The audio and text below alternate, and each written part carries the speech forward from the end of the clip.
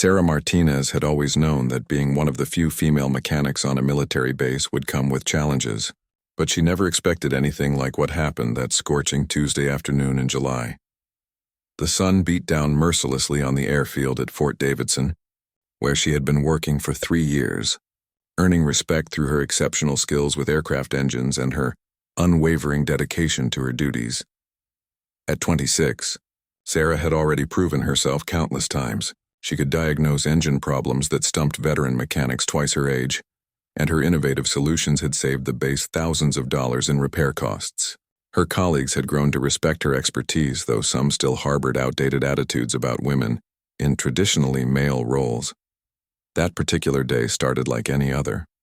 Sarah arrived at the hangar before dawn, her tool belt secured around her waist and her dark hair pulled back in a regulation ponytail. She was scheduled to perform routine maintenance on a fleet of transport helicopters that were critical for upcoming training exercises.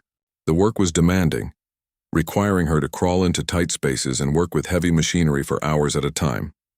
Colonel James Hartwell had been the base commander for only 6 months, having transferred from a desk job in Washington. Unlike his predecessor, who valued competence above all else, Hartwell seemed to have strong opinions about traditional gender roles in the military. He had made several comments during briefings that made Sarah and other female personnel uncomfortable, though nothing actionable enough to file a formal complaint. As Sarah worked beneath the belly of a Chinook helicopter, carefully inspecting hydraulic lines, she heard heavy footsteps approaching across the hangar floor. The sound echoed ominously in the cavernous space, and something about the deliberate pace made her look up from her work. Colonel Hartwell stood there, his face flushed with anger, holding a maintenance report in his clenched fist. The report detailed a minor discrepancy Sarah had noted in one of the helicopters the previous week. Following proper protocol, she had grounded the aircraft until repairs could be completed. It was a routine decision that any responsible mechanic would make, but apparently, it had disrupted some training schedule that Hartwell considered important. Without warning or explanation, Hartwell reached down and grabbed Sarah by her ponytail, yanking her roughly to her feet. The sudden violence of the action sent shock waves through her body, and she stumbled backward, her tools clattering to the concrete floor. The colonel's grip was painful, and she could feel individual strands of her hair being pulled from her scalp. The hangar fell completely silent. Every mechanic, every technician, every person within sight stopped what they were doing. The only sounds were the distant hum of machinery and Sarah's sharp intake of breath as she processed what had just happened. Time seemed suspended in that moment, as if the entire world was holding its breath to see what would happen next. Sarah's mind raced through 1,000 thoughts in the span of seconds. She thought about her career, her family's pride in her service, the years of hard work that had brought her to this point. She thought about every woman who had fought for the right to serve alongside men, about the responsibility she carried as a representative of her gender in this environment. But mostly, she thought about dignity, respect, and the oath she had taken to serve with honor. As Colonel Hartwell maintained his grip on her hair, his eyes boring into hers with what seemed like a mixture of anger and contempt, Sarah made a decision that would change everything. The entire base was about to witness something that would be talked about for years to come, something that would challenge every assumption about power, authority, and what it truly means to serve one's country with honor. Instead of reacting with the anger or fear that Colonel Hartwell might have expected, Sarah did something completely unexpected. She looked him directly in the eyes, her expression calm and composed despite the painful grip he maintained on her hair. In a clear, steady voice that carried across the silent hangar, she spoke words that would echo through the base for months to come. "Sir, I need you to release me immediately so we can discuss this situation properly and professionally." Her tone was neither defiant nor submissive, but rather carried the confidence of someone who knew exactly what was right and wrong in that moment. The contrast between his violent action and her measured response created a tension that everyone present could feel. Hartwell seemed momentarily stunned by her composure. He had clearly expected her to cower or cry, perhaps to apologize frantically for whatever perceived slight had triggered his outburst. Instead, he found himself face to face with a woman who refused to be intimidated, whose professionalism shone through even in this moment of physical assault. The other personnel in the hangar began to move closer, though they maintained a respectful distance. Sergeant Mike Rodriguez, Sarah's immediate supervisor and a 20-year veteran, stepped forward with his hands slightly raised in a peacekeeping gesture. Technical specialist Lisa Chen discreetly pulled out her phone, understanding instinctively that this moment needed to be documented. "Colonel, perhaps we should take this conversation to your office," Rodriguez suggested carefully, his voice betraying none of the outrage he felt. He had worked with Sarah for 3 years and knew her to be one of the most dedicated and competent mechanics he had ever supervised. Seeing her treated this way made his blood boil. But military protocol demanded careful handling of the situation. Sarah remained perfectly still, neither pulling away nor submitting to the humiliation that Hartwell seemed intent on inflicting. Her breathing was controlled, her posture straight despite the awkward angle her head was forced into by his grip. She had trained for combat situations, learned to remain calm under pressure, but nothing in her military education had prepared her for being physically assaulted by her commanding officer. Around them, the normal sounds of the hangar had completely stopped. Wrenchwork ceased, conversations died. Even the radio chatter seemed to fade into background noise. Every person present understood they were witnessing something significant, a moment that would define not just Sarah's career, but potentially the culture of the entire base. Hartwell's grip began to loosen slightly, perhaps as he realized the number of witnesses to his actions. But Sarah wasn't finished. In the same calm professional tone, she continued speaking, her words chosen carefully but delivered with unmistakable authority. "Sir, as a member of the United States military, I have certain rights that are protected under the Uniform Code of Military Justice. What you're doing right now constitutes assault, and I'm going to need you to explain your actions through proper channels." She paused, letting the weight of her words settle over the assembled crowd. "I'm also going to need medical documentation of this incident, and I'll be filing a formal report with the Inspector General's office." The transformation in the hangar was immediate and palpable. What had begun as a moment of potential humiliation for Sarah had somehow shifted into something entirely different. Her calm professionalism in the face of physical assault had exposed Hartwell's behavior for what it was, stripping away any pretense of justified authority and revealing it as simple abuse of power.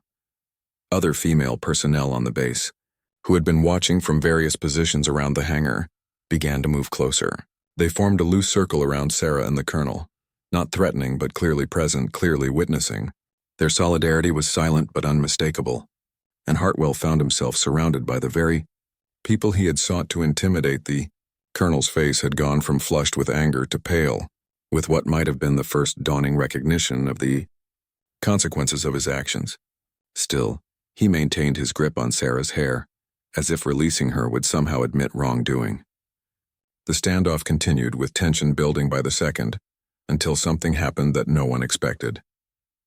The sound of approaching vehicles broke the tense silence that had enveloped the hangar. Through the open bay doors, everyone could see a convoy of black SUVs pulling up to the building, their government license plates clearly visible even from a distance.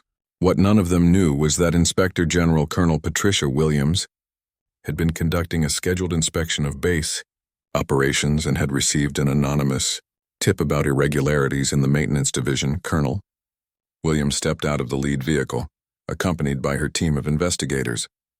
She was a formidable woman in her 50s, known throughout the military for her unwavering commitment to justice and her zero-tolerance policy for any form of abuse or misconduct. Her reputation preceded her wherever she went, and commanding officers typically spent weeks preparing for her visits. As the IG team entered the hangar, their trained eyes immediately assessed the situation before them. Colonel Hartwell still maintained his grip on Sarah's hair, though his hold had loosened considerably as he noticed the approaching investigators.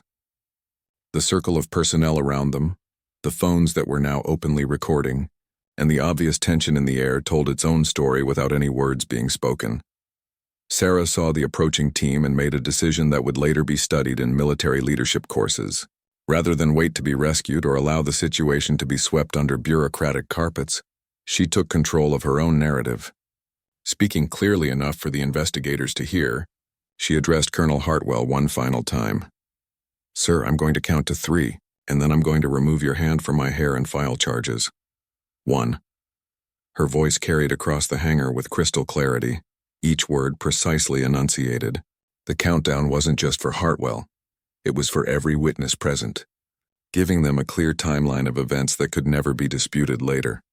2. By this point, Colonel Williams and her team had approached close enough to see exactly what was happening. The IG Colonel's expression was unreadable, but her investigators were already taking notes and photographs. This was clearly not the routine maintenance inspection they had planned for. Hartwell's grip loosened further, but he seemed frozen by indecision, and perhaps by the growing realization of how many career-ending mistakes he had made in the span of just a few minutes. His breathing became labored, and sweat beaded on his forehead despite the air conditioning in the hangar. 3. Sarah calmly reached up and removed Hartwell's hand from her hair, her movements deliberate and controlled. She then stepped back 2 paces, smoothed down her ponytail, and turned to face Colonel Williams and her team. Her posture was perfect, her expression professional, and her voice steady as she rendered a crisp salute. "Ma'am, Specialist Sarah Martinez reporting an incident of physical assault by my commanding officer, Colonel James Hartwell. I have multiple witnesses and request immediate medical evaluation and documentation of this assault." Her words were delivered with the precision of someone who had thought through exactly how this moment should unfold. The transformation in the hangar was immediate and dramatic. What had been a tense standoff between a subordinate and her commanding officer had suddenly become a formal military investigation with the highest levels of oversight present. Hartwell found himself facing not just an angry mechanic, but a trained investigative team whose job it was to root out exactly this type of misconduct. Colonel Williams nodded to her team, who immediately began documenting the scene and taking statements from witnesses. She approached Sarah with a combination of professional concern and obvious respect for how the young woman had handled an impossible situation. "Specialist Martinez, you'll receive immediate medical attention and will need your full statement. I want you to know that you've handled this situation with exceptional professionalism under extremely difficult circumstances." She then turned to Hartwell, her expression hardening noticeably.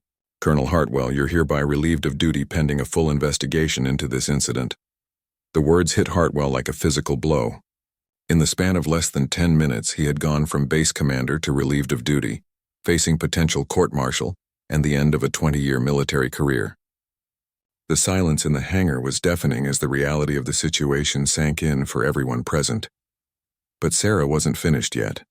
What she did next would ensure that this incident became more than just a single case of justice being served. As Colonel Williams and her team began their formal investigation, Sarah made a request that surprised everyone present. Instead of focusing solely on her own assault, she asked to speak privately with the Inspector General about broader issues affecting female personnel on the base. This wasn't about revenge or personal vindication, she explained, but about ensuring that no other woman would face the kind of treatment she had just experienced.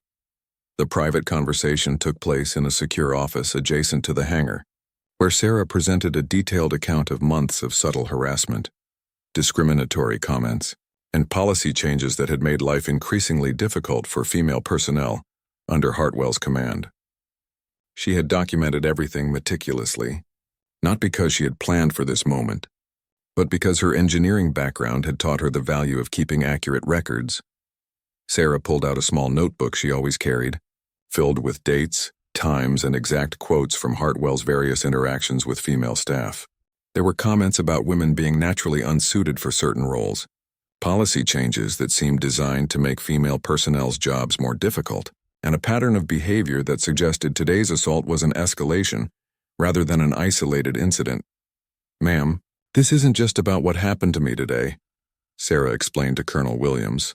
"There are 12 other women on this base who have been dealing with increasingly hostile treatment. Some have been considering transfer requests just to escape the environment here. I believe Colonel Hartwell's actions today were the result of a mindset that has been growing worse over time." Colonel Williams listened intently, taking notes and asking clarifying questions. As an experienced investigator, she recognized the signs of a systemic problem rather than a single bad actor. Sarah's documentation was thorough and credible, painting a picture of a commanding officer who had gradually become more emboldened in his discriminatory behavior. Meanwhile, back in the hangar, word of the incident was spreading throughout the base with unprecedented speed. In the age of smartphones and social media, Multiple videos of the confrontation had already been recorded from different angles. The footage showed clearly what had happened, but more importantly, it captured Sarah's composed and professional response to an impossible situation. The base personnel were reacting with a mixture of outrage, admiration, and disbelief. Many had suspected that Hartwell's attitudes toward female personnel were problematic, but few had imagined he would resort to physical assault. The fact that Sarah had handled the situation with such grace and professionalism, while simultaneously ensuring that justice would be served, had earned her immediate respect from colleagues who might not have known her well. Before technical specialist Lisa Chen, who had recorded much of the incident, found herself surrounded by other personnel wanting to know what they could do to support Sarah and ensure that the investigation proceeded properly. Sergeant Rodriguez was already organizing witness statements and gathering documentation that might be relevant to the broader investigation, but perhaps the most significant reaction came from the 12 female personnel that Sarah had mentioned to Colonel Williams. As news of her stand spread, they began coming forward with their own experiences and documentation of Hartwell's behavior. What had started as one woman's refusal to be victimized was rapidly becoming a collective action that would reshape the entire culture of the base. Captain Jennifer Hayes, a logistics officer who had been considering a transfer to escape Hartwell's increasingly hostile environment, decided to cancel her transfer request and instead provide her own testimony to the investigation. Lieutenant Maria Santos, who had endured months of belittling comments about her capabilities, finally felt safe enough to speak up about her experiences. The investigation was expanding beyond what anyone had initially imagined, but Sarah wasn't content to simply let others take control of the process. She had one more surprise that would ensure this incident had lasting impact far beyond Fort Davidson. That evening, Sarah sat down at her computer and began drafting a letter. But this wasn't a complaint or a request for further action. Instead, she was writing a detailed proposal for policy changes that could prevent similar incidents from occurring at bases throughout the military. Her engineering mind had identified the systemic weaknesses that had allowed Hartwell's behavior to escalate, and she had solutions. The letter outlined specific training requirements for commanding officers, clear reporting procedures for discrimination and harassment, and accountability measures that would make it much more difficult for problem officers to continue their careers unchecked. It was a comprehensive document that demonstrated not just her personal courage, but her commitment to improving the military for everyone who would serve after her. 3 weeks after the incident in the hangar, the transformation at Fort Davidson was remarkable.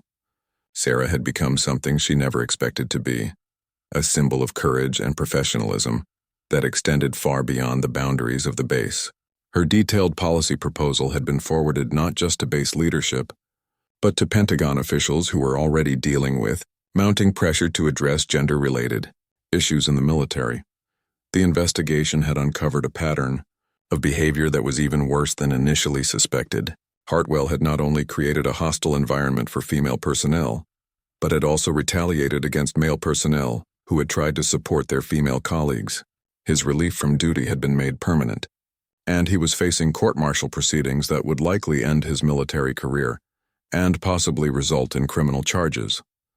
But Sarah's impact went beyond bringing one bad officer to justice. Her composed response to assault had been viewed millions of times on social media, with military personnel from around the world commenting on her professionalism and courage.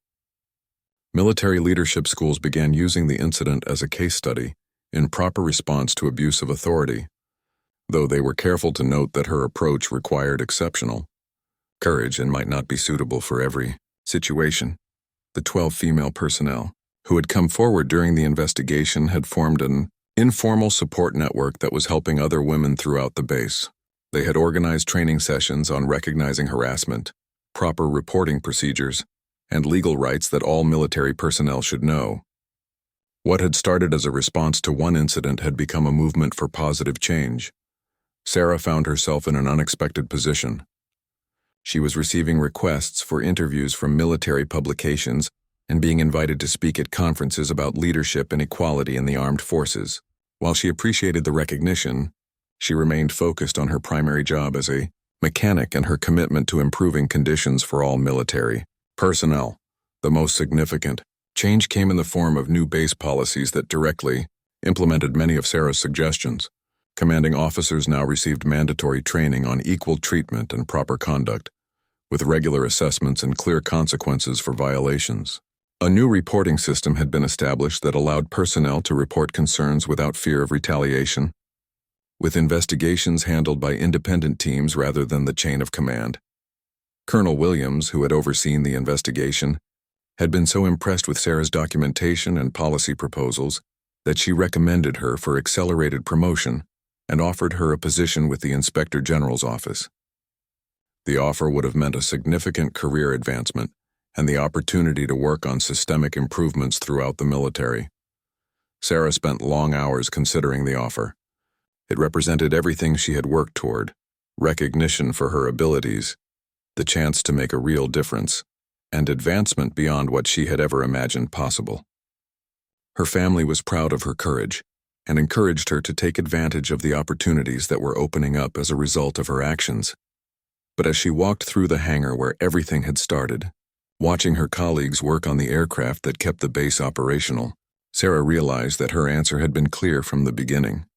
She loved her work as a mechanic, loved solving complex problems and keeping aircraft flying safely.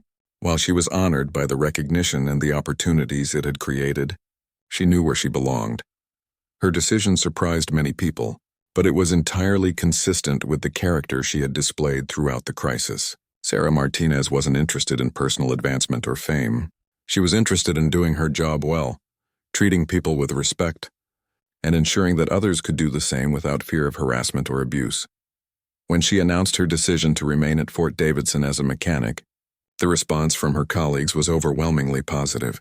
They understood that her choice represented the same values that had guided her response to Hartwell's assault: commitment to duty, loyalty to her team, and focus on the mission rather than personal gain. But even as she returned to her routine work, Sarah knew that her life had changed permanently. She had become a role model for military personnel everywhere, proof that one person's courage and professionalism could create positive change that extended far beyond their immediate circumstances. The challenge now was living up to that example while remaining true to the person she had always been. 6 months later, Fort Davidson had become a model for military bases throughout the country. The policies that Sarah had proposed and that had been implemented following the investigation were being adopted by bases across all service branches. Her name had become synonymous with courage under pressure and principled leadership, though she remained remarkably humble about the attention her actions had generated. The hangar where the incident occurred had taken on an almost legendary status among base personnel. New arrivals were often told the story of what had happened there, not as gossip or entertainment, but as an example of the standards of professionalism and mutual respect that were expected at Fort Davidson. The culture of the base had fundamentally changed, with personnel at all levels demonstrating increased awareness of proper conduct and support for their colleagues. Sarah's daily routine remained largely unchanged. She still arrived before dawn, still worked methodically through her maintenance schedules, and still took pride in keeping aircraft operational and safe. But now her work took place in an environment where all personnel, regardless of gender, could focus on their duties without fear of harassment or discrimination. The legal proceedings against Hartwell had concluded with his conviction on multiple charges including assault, conduct unbecoming an officer, and creating a hostile work environment. He had been sentenced to military prison and discharged from service, effectively ending a career that had once seemed promising. The case had become a landmark in military justice, establishing important precedents for how such incidents would be handled in the future. Perhaps more importantly, the incident had sparked broader conversations about leadership, accountability, and the responsibility that all military personnel have to maintain standards of conduct that reflect the values of their service. Sarah had received letters from military personnel around the world, thanking her for her courage and describing how her example had inspired them to address problems in their own units. The most meaningful recognition came from an unexpected source.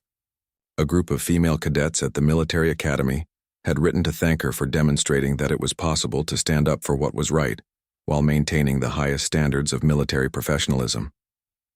They had organized a scholarship fund in her name to support women pursuing careers in military technical fields. ensuring that her impact would continue for generations. Sarah had also received recognition from civilian organizations dedicated to workplace equality and women's rights.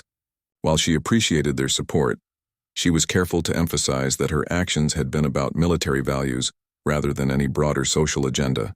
She believed strongly that the military should be a place where all qualified personnel could serve effectively, regardless of their background or characteristics. The transformation at Fort Davidson extended beyond policies and procedures. The relationships between personnel had strengthened, with increased trust and communication at all levels. The incident had forced everyone to examine their own behavior and attitudes, leading to a more cohesive and effective team. Mission performance had actually improved as personnel could focus entirely on their duties rather than navigating a hostile work environment. Sarah's story had become part of military leadership training curricula, but always with the caveat that her approach required exceptional courage and should not be attempted without careful consideration of the risks involved. Military educators emphasized that there were multiple ways to address harassment and abuse, and that the most important thing was ensuring that problems were reported and addressed through appropriate channels. As Sarah reflected on everything that had happened, she felt satisfied that she had made the right choices at every step. The moment when Hartwell grabbed her hair had presented her with an impossible situation, but she had responded in a way that was true to her values and her training. The consequences had been far greater than she had anticipated, but they had all been positive. Standing in the same hangar where it all began, watching her colleagues work together as a professional team, Sarah Martinez knew that she had found her purpose. She was exactly where she belonged, doing work that mattered, surrounded by people who shared her commitment to excellence and mutual respect. The incident that could have destroyed her career had instead transformed it into something greater than she had ever imagined, proving that courage and professionalism could triumph over abuse and create lasting positive change.